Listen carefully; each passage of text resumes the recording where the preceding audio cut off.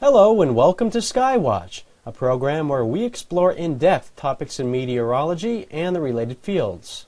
I'm your host, Meteorologist Chris Bouchard, reporting to you from the Fairbanks Museum and Planetarium in St. Johnsbury. Now, as the fall transitions over into winter, temperatures drop and rains tend to turn over to snow. But there's one type of snowfall that some might assume that Vermont never sees, and that is the lake effect snow. As their name implies, lake effect snows are generated by lakes, especially larger lakes. Folks living in the Great Lakes region are intimately familiar with these snows. They typically occur in narrow, slowly shifting bands that can be quite intense. For example, one such event dumped over 6 feet of snow on parts of Oswego County, New York, from the 28th through the 31st of January 2004.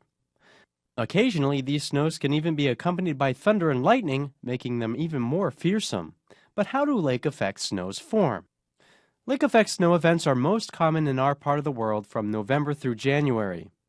This is when very cold air masses capable of supporting snow begin arriving from Canada. During this time of the year, lake waters tend to be much warmer than the air masses because of the heat that they collected during the summer months. It's the contrast between the temperature between the water and the air that fuels lake effect snow. Here's how it works.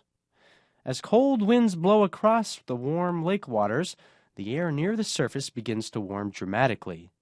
This is because it is in direct contact with the lake. This contact also moistens the air at the surface.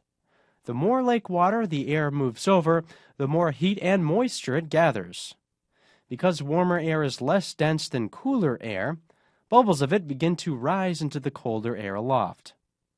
This process forms billowing cumulus clouds. In the right conditions, these clouds will continue to grow taller and taller, and eventually they can't hang on to all the moisture they've collected. This is when snow begins to fall. Winds move these clouds over land where they dump their snow at rates sometimes exceeding 4 inches per hour. Occasionally, when strong west winds are blowing, bands of lake effect snow make it as far east as eastern New England from the Great Lakes before drying up.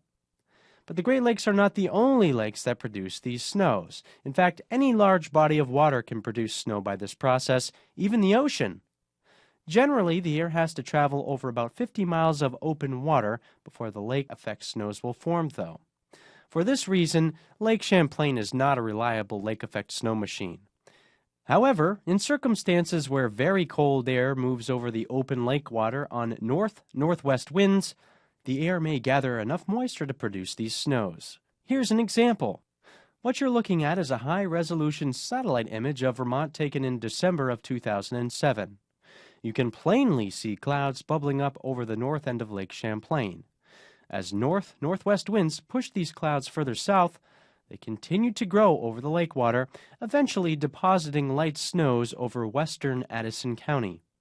In very rare circumstances, Lake Champlain has even been noted to produce such snows on pure northwest winds.